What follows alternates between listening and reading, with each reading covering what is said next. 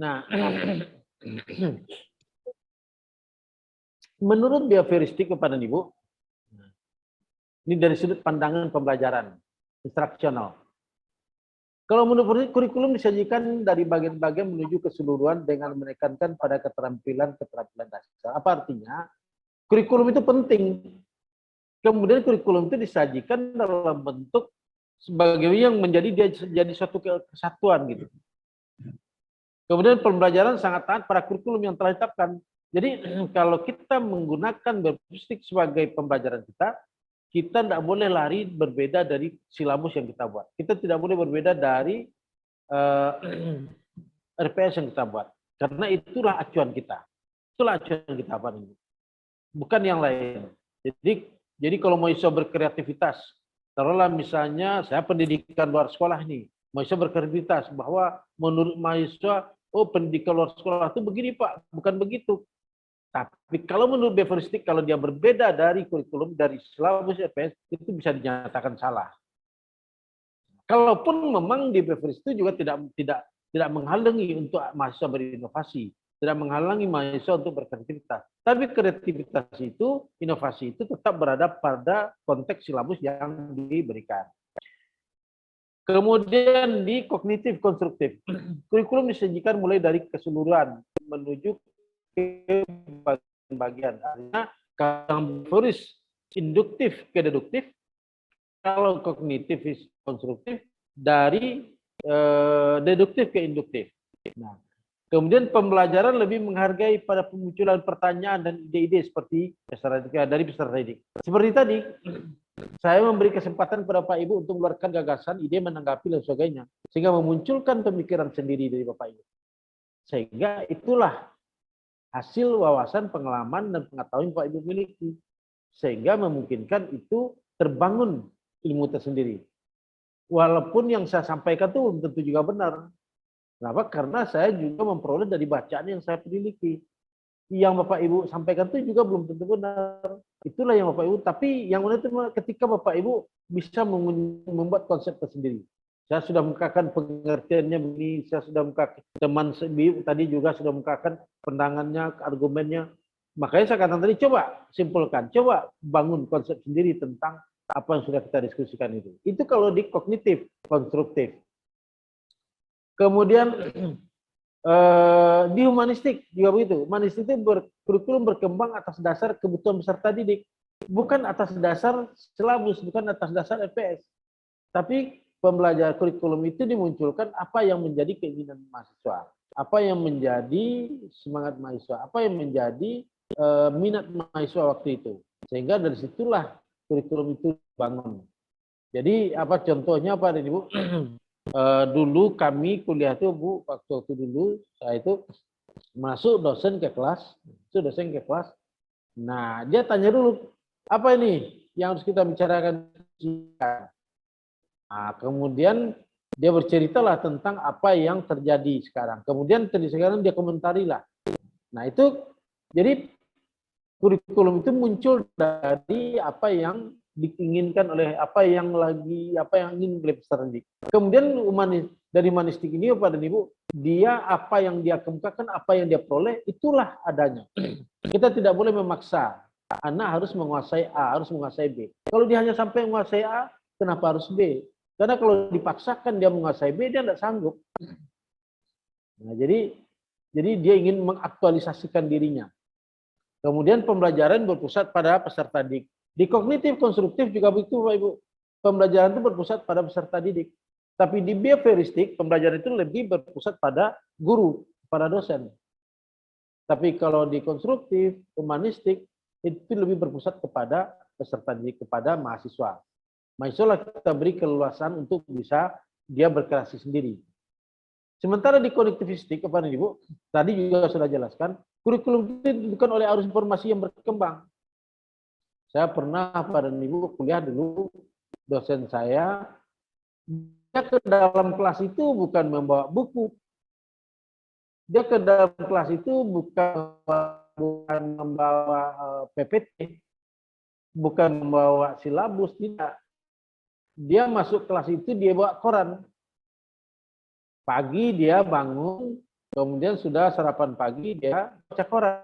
Dia lihat ada yang menarik dari berbagai, itulah yang dibawa ke kelas. Kemudian sesampai di kelas, itulah yang didiskusikan. Dengan topik ayat yang di koran itu, Pak dan Ibu, itu bukan main anunya hangatnya diskusi. Sehingga sampai akhir perkuliahan itu tidak selesai. Kenapa? Karena memang informasi yang di koran itu menarik bagi teman-teman. Itu kalau di connectivistik. Oke, kalau ada yang ingin mendiskusikan, silakan. Saya sangat senang kalau Pak Ibu mendiskusikan itu. Jadi pembelajaran di keempat teori itu akan memunculkan sesuatu yang Ibu, baik itu di behavioristik, baik itu di konstruktivistik, baik itu di humanistik maupun di konektivistik. Oke, ada pertanyaan?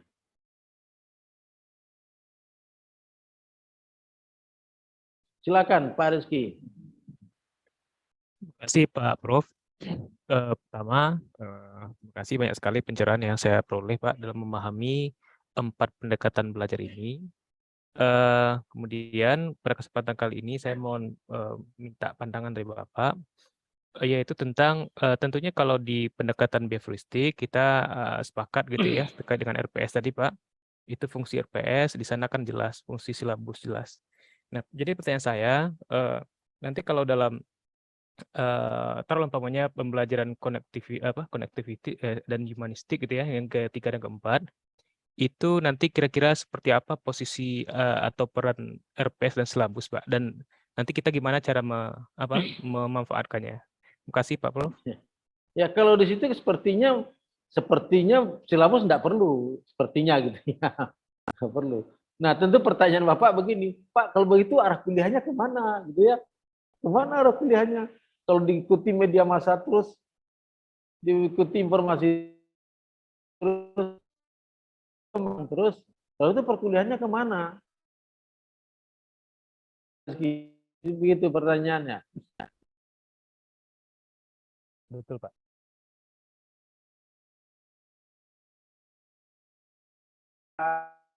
Itulah Pak Antonius.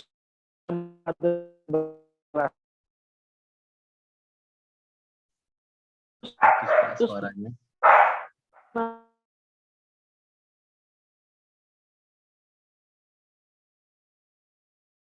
Silakan Pak Antonius. Oh.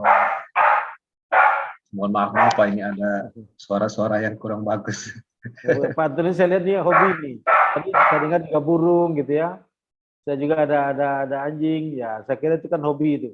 Dan itulah humanis Pak. Kalau humanis itu apa yang Bapak miliki, apa yang itu bisa mengaktualisasikan diri ya. Itu menurut humanis itu sesuatu yang wajar gitu. Tapi sayangnya bukan punya saya, punya tetangga Pak. Oh, gitu. Saya kira punya Bapak. Oke, silakan. Nah, kalau menurut saya kita kembali lagi kepada pandangan dari Mas Ardi tadi bahwa kita butuh kombinasi dalam pendekatan proses pengajaran, tetapi tentu kita juga tidak bisa meninggalkan begitu saja tentang yang disampaikan oleh Mas Rizky tadi bahwa kita perlu ada RPS tentunya. Namun mungkin dalam proses belajar yang aktual itulah yang mungkin kita melakukan sedikit improvisasi seperti itu. Itu menurut saya. Oke. Terima kasih, Prof. Ya, jadi Pak Rizky dulu kalau masa saya kuliah dulu Pak Rizky, mungkin 10% dosen yang punya RPS. Iya, betul. Nah, RPS-nya itu ada di otaknya, Pak. Ada di otaknya gitu. Nah, itu dulu. Iya. Kenapa? Karena memang waktu dulu mereka itu tidak menganut behavioris. Kalau sekarang kan tidak. Kalau sekarang kan harus punya RPS. Jelas, terukur hasilnya. Gitu. Nah, sekarang kalau Pak lihat, kan ada Merdeka Belajar ini. Pelajar kan bisa memilih. Ada memilih, ada keleluasaan memilih lagi. Nah, apakah memang relevan dengan teori-teori selain behavioris tadi, atau menurut Bapak gimana?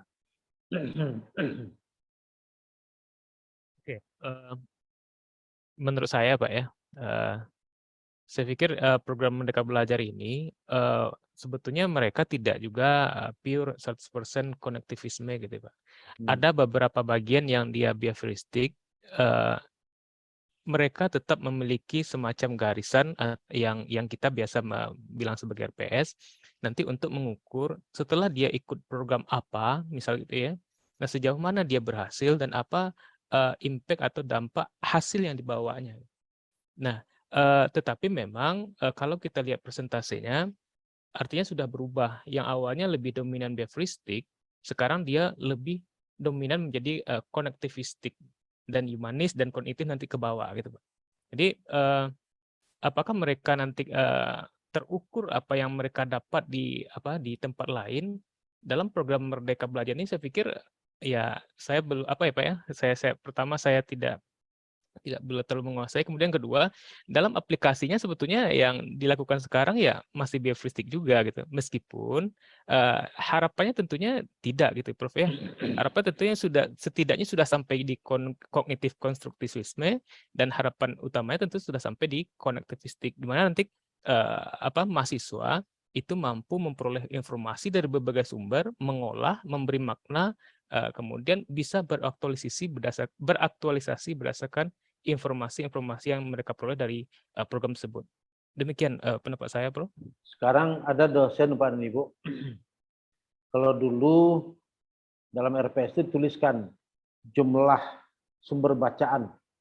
Apa sumber bacaannya, sehingga mahasiswa bisa mencari sumber bacaan itu, nama-nama bukunya. Kemudian malah Bapak Ibu ada dosen yang menanyakan, kalau saudara baca buku itu apa warnanya? Itu pernah ditanya dulu tuh, apa warnanya? Nah, kalau halaman sekian gambarnya apa? Nah, itu ditanyakan dulu. Sekarang sayangnya covernya bisa diganti-ganti ya, Prof ya. Bisa diganti. Iya dulu gitu, Pak. Nah, menurut Bapak Ibu sekarang masih relevan itu sekarang? Enggak. Kan sumbernya itu sudah berbagai sekarang, sudah berbagai. Jadi kemungkinan kita lebih cocok dengan konstruktivis itu ya, atau kemungkinan kita lebih cocok dengan pembelajaran menggunakan konektivistik itu ya. Kenapa? Karena sumber belajar itu sekarang sudah ada di mana-mana. Sudah ada di mana-mana gitu. Kalau kita patok ini buku, dulu ada itu, ini buku wajib, ini buku tambahannya. Ada dulu itu. Padahal di buku wajib, misalnya seperti tadi lah, saya menanya tentang gimana keadaan, kalau Pak Rizky keadaannya apa? Saya bimbingan konseling, Pak. Bimbingan konseling. Kalau konseling Pak. Bapak melihat tuh kejuruhan itu gimana itu? Iya, makasih Pak. Kalau dari bidang saya, tentunya saya ingin melihat pertama dari segi penonton, itu saya mengkritisi tentang fanatisme penonton. Ya kira-kira seperti itulah kondisi bangsa kita. Ketika menyukai sesuatu dia tuh cenderung fanatik gitu Pak. Kemudian kedua, saya pikir dari segi psikologi massa, itulah yang terjadi ketika orang berada di kerumunan, ketika seseorang itu bergerak, maka nanti yang lain cenderung akan menjadi konformis. Yang lain nggak tahu itu bergeraknya ngapa. Pokoknya ke satu orang turun, yang lain ikut turun gitu. Gitu Pak. Iya. Gitu Pak. Iya. Nah, artinya apa kan berarti sumber belajar kan tidak harus dari buku kan? Tidak harus dari buku.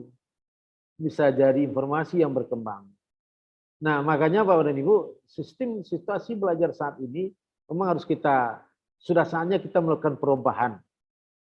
Kita harus melakukan perubahan supaya apa? Perubahan itu membuat mahasiswa itu harus lebih cerdas. Membuat mereka bisa menyikapi sendiri perkembangan informasi itu. Supaya mereka bisa sendiri menganalisis. Apalagi sekarang kalau hoax itu, mana yang dia bisa memilah dan memilih informasi itu. Tapi kalau pengetahuan itu semua dari kita yang mengajarkan semua, jangan-jangan yang kita ajarkan itu sudah ketinggalan.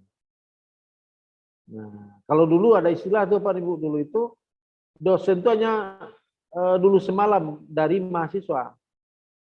Sebelum kuliah, dosen udah baca dulu. Nah, setelah diajarkan baru mahasiswa yang baca. Itu kan tidak mungkin lagi sekarang. Begitu juga kita dulu betul-betul buku teks yang kita pelajari. Sumber dosen dulu buku teks. Gitu. Sekarang tidak, sudah artikel gitu. Nah, dari artikel ini kan perkembangan ilmu itu sangat cepat gitu. Jadi ini teori-teori ini, 4 teori ini memang menjadi yang memang sangat relevan sekarang, yang terutama dari. Nah, kalau kita menggunakan apakah behavioristik juga itu akan membuat kita terkungkung dibuatnya. Oke, Bapak dan Ibu, saya kira kita istirahat dulu ya, agak 15 menit. Nanti silakan bergabung lagi supaya kita istirahat, karena saya lihat tadi ada yang belum minum pagi, ada yang belum makan. Ya, langsung ke depan kamera gitu. Jadi kita memahamilah kondisi sekarang itu. Nah, mudah-mudahan Bapak dan Ibu nanti bisa sakit pula nanti. Silakan Bapak Ibu, kita istirahat dulu agak 15 menit, nanti kita bergabung lagi. Baik, terima kasih. Ya, Assalamualaikum warahmatullahi wabarakatuh. Waalaikumsalam warahmatullahi wabarakatuh. Terima kasih Bapak.